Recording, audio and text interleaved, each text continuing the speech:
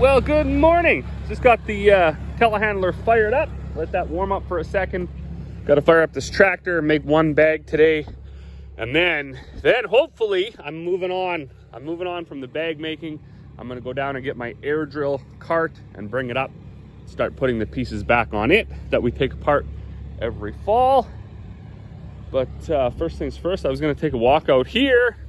So it's cool how your phone, your pictures, your social media accounts and stuff, they will send you reminders or updates or whatever. So I got one this morning from TikTok actually that said this time last year. So I looked at the TikTok that I made last year on April 19th, and it had snowed about 8 inches that day and overnight the night before. So when you look out here now, we're quite a bit ahead of that. We still got these big banks behind the bush on the north side of all the tree lines and everything that's got to go away. And that's one thing that, you know, a nice gentle rain would be nice because that eats away at the snowbanks. So the wind really can't get back here. It just has to be the warmth of the day that melts the snow. One nice thing that we are noticing this year over other years though is the ditches haven't been running. And when you look at the fields, there hasn't been a bunch of water running off of the fields, so it all seems to be sinking in, which of course means, right, you're gonna have a little bit more reserves there in your fields. And the biggest thing is you don't have those trenches cut in from when the water runs off. I wanted to come back here and check this door here. So that's kind of a shoddy built door, but that being said, I mean, it's been on there for 30 years, so can't be that bad. But I had some pallets stacked up inside, and I had them 3 high, which wasn't smart. And the top one fell off, and it fell right through the door. So it broke the door and pushed the door out, and I had to straighten all that up yesterday, but it seems to be working. Monday, Tuesday around here were absolutely crazy. I don't think I've ever made so many bags in a 2-day period. It was just like, Monday, I didn't quit making bags till 10 o'clock at night. And then Tuesday, it was just bam, bags till noon or 1 o'clock. And then I got this auger set up because Dad's been cleaning barley. It's like crazy. So we got another part load of barley to unload into this feed bin. We'll probably clean another load or 2, depending on how that goes.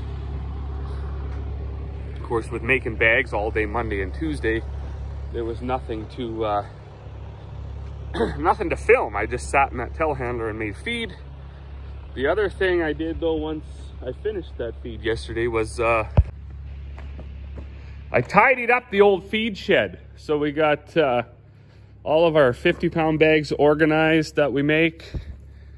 We bag up, we'll put anything in 50-pound bags really, whatever people want. Plus we have our mineral. This is pasture mineral that Bullseye is going to be promoting for the summer up here. We also got the bags of bull supplement, bags of Rumensin, or what's called a 3212 grower. This is, what's this, beet pulp, I think. Bag of limestone, ton of oyster shells.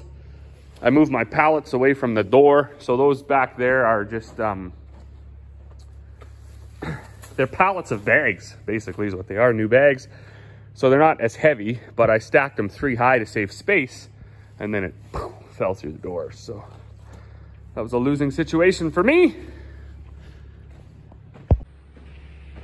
But I wanted to get this cleaned up and straightened up because when I bring my air cart up here, if it rains or snows, which is very possible, it looks like it might rain or snow today even, I want to be able to back it in here and work on it just out of the elements. So I don't need a cement floor, I don't need heat, I don't need really any tools. What I need is a place out of the wind, out of the snow, out of the rain to put all the trinkets back on.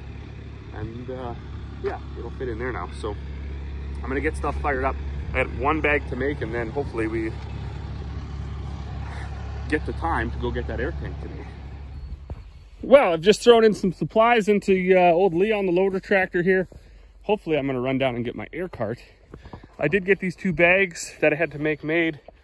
Unfortunately, it's so funny when you think you're just gonna do something really quick. Oh, okay, it'll only take me half an hour to make those 2 bags. It ends up being like an hour and a half, as was the case for me today. because these shear pins blew. So this mill, all in all, has been a pretty good mill, and man, you can put the tons through these if they work. So we do try to keep it maintained, like top-notch maintenance on it. The chains are sprayed with the lube every day, greased, you know, the machine is greased every day. We always make sure we check that everything is kind of as tight as it can be, because when it starts to fall into a state of disrepair, it's just one nightmare after the next. And that's kind of what I think is happening. So we had the whole entire winter making bags with it. Very little breakdown issues. So I mean, I did the shear pins maybe twice throughout the winter. Chains and stuff, I didn't do it all. But they failed when it was unloading. So the machine was running. I had about 500 pounds in the bag already. And then all of a sudden it was just bang, the shear pins went. Now that could just be because the shear pins were wearing out. I mean, that's a real possibility. And it was their time to go. But in my experience with this machine, when the shear pins start to go, everything needs to be replaced. So all these chains, there's just too much slop in them. Also, you got to tighten up some of the, or at least tighten up some of the idler sprockets and stuff like that. So that's most likely what's going to happen. The other thing I always do once I blow the shear pins is I only fill her up half full, because more than once I've been in there shoveling that thing out, and that isn't fun, especially if you have a real dense grain or something with you know, molasses in it that's really thick. It's not a pleasurable time. So that hammer mill is on notice, if you will. But I better get fired up here, go down and get my cart before some other issue arises. Well, we're finally on the road, heading down to our other cold storage shed to get the air cart so I can get it home and start putting the pieces back on it. It's amazing, almost no runoff in the ditch. This ditch is still got quite a bit of snow packed in it, and even out in the fields, the wet spots and stuff it's all sinking right in. It's not running off, so very interesting. I was looking out at this one low spot out there. That one, that's hit or miss if we can seed that little spot every year. But I got to thinking about these, you know, the big guys. So there's some really large farms on YouTube. You know, these guys are farming 30, 40, 50, 60, 70, 100,000 acres, you know, all over North America. And, you know, big farms in other parts of the world as well. But I was wondering, in Canada here specifically, we have all of our land basically within 6 miles, the 6-mile radius. We do have one quarter north of town that might be like, I don't know, 8 miles away, 9 miles away, something like that. But everything's really close. And we find it frustrating enough with our 50-foot drill and our 40-foot drill to have to go around wet spots or to come back after and reseed them when they dry up, or, I mean, whatever a guy decides to do. But how do these big guys that are traveling like 50, 60, 70 miles to seed, and they're seeding with like 100-foot air drills, how do they go back and get it? That would just be a nightmare. Not to mention, I mean, it's a lucky day, and it's a good day when you can wing your drill up and pull out on the road and get to the next field without some sort of disaster occurring. So how do they, I don't know how these guys function. There's a nice running board in the ditch there. Did I get that? Anyways. I should have washed the old windows before I came down here, but I was looking out over my fall disking, and I'm actually quite impressed at the way that turned out. Not sure what we'll put on here yet. Everything that I dished, I think, was barley stubble, and we like to seed our wheat first. And you can't seed wheat onto barley stubble; you're going to have a wreck. So, especially a year like we had, where the germ was 99%, 100%, every seed that's out there is just waiting to grow. So, and you can't. Because we don't have Clearfield wheat, so you can't spray the barley of the wheat. So I don't know what we'll put here. Maybe even canola. I don't know. This land doesn't grow very good canola. Mind you, our land in general doesn't grow very good canola.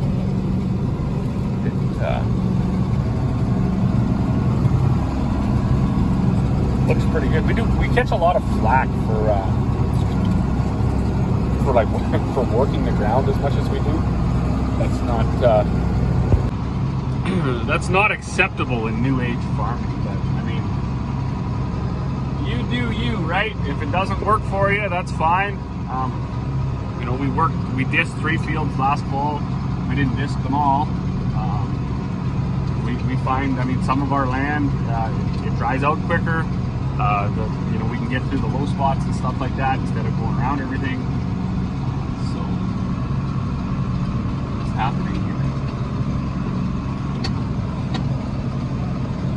Looks like they got my door busted off again. Jeez, man, unbelievable. So just down here to the I don't know what you can call this shed, like the abandoned shed, I guess. We don't put anything down here that has an engine or fuel or batteries or anything like that. So nothing that's easily stealable or like nothing that's valuable to a thief like that. Now, I mean, you could steal a header, I guess. I mean, but don't steal stuff. But down here is just things like that. We used to put our combines and tractors and stuff down here, but a couple winters ago and throughout the summer, everything was stolen. All the fuel, the batteries, they ripped the radios out of the headliners, stole all the tools out of toolboxes and stuff like that. So no more. Couldn't take it. Couldn't take it financially. Couldn't take it mentally. Just couldn't take it anymore. So I got to get this guy out of the way. This is our flexi coil cart for our 40-foot drill. And kind of just looking at it right now, I don't know if I'll be able to do it justice here.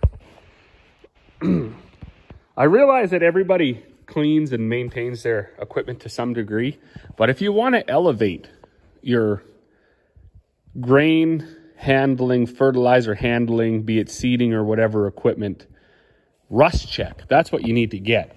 So every year when we're done, we wash it all off with a fire hose and soap and get it all nice and clean. Spray it all off with air, get all the fertilizer dust off it, wash it, spray it, wash it, blah, blah, blah. Once it's dry, then the rust check begins. So we fill our paint sprayer and then we just cover everything in rust check. And when you look at this thing, like there is no rust. Like always these tanks have rust in here because the fertilizer sits in there. But there's no rust. Even that's not rust, that's dirt. A little bit of dirt. So crazy, like unbelievable how my dad started doing that on his old International box drills. And there was the guy that came down and bought them that year. He said that was the first time he'd ever seen one that had been parked or whatever, where all the setting, like the levers and stuff, everything just like worked. It was all smooth. And you can really see that the rust check keeps everything lubed and keeps everything from rusting. So pretty cool. It's missing all of the I don't know what you call these. There's like doors that hold the rollers in. Those are all in the shop, which is the reason I got to bring these back up to the yard so I can put everything back together. But anyways, really, if you are looking at a way to add life to your tank, spray it with rust check. And we even spray it inside. I'm not going to climb up there because I'm lazy. But this one, we obviously don't spray the tank inside because the tank is plastic. But it still gets the rust check treatment down here. This is the tank that I'm after today. So I got to pull that other one out. Get it pulled out of the way, and then I can get my blue one out.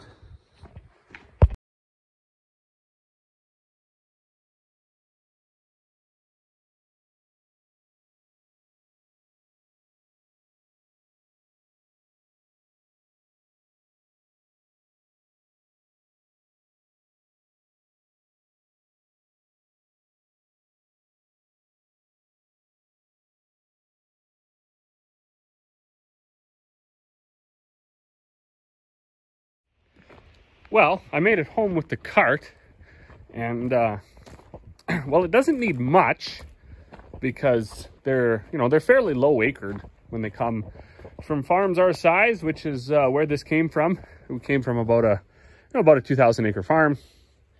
So there's not a tremendous amount of acres on them like the ones that come from 10,000 acre farms. Couple things I got to do though. So this calibration switch, last year, should be unplugged. It is. I got a new one of those. There was power going through it every once in a while, and it would put the drill into calibration mode while I was seeding, which was very unhandy because then all the meters turn at a different speed. So your seeding rate goes out the window and blah, blah, blah. So it was a good thing I had blockage monitors that picked that up, because the alarm, I don't even know what happened. Maybe the alarm did beep and I silenced it. I don't know. I can't remember. But so that's got to be switched out, which is pretty easy. Another thing is the hydraulic motor that drives this auger. So last summer, I took it up to the dealer because I was going to go on a little bit of a holiday, and I thought, you know what, they don't have the parts anyways, so I'll just take the motor to them. They can order the parts, rebuild it, and it'll be good to go. When I got back, I phoned them, and I don't know, there was something weird about it. Like, it wasn't ready, but then it was ready, and blah, blah, blah. So anyways, long story short, what I'm pretty sure happened, because it leaked instantly. As soon as I put it back on, it leaked. I'm pretty sure they took the motor from me, or I dropped it off. They forgot to order the parts.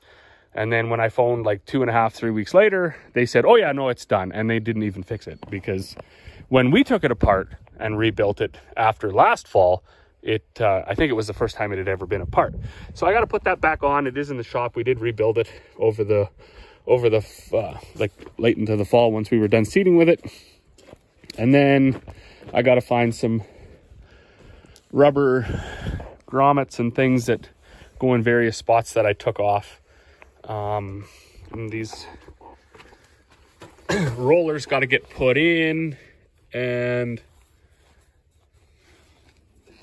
make sure there's some of these, I got some of these, replaced this Traveler last year on the back. So put the doors and stuff back on.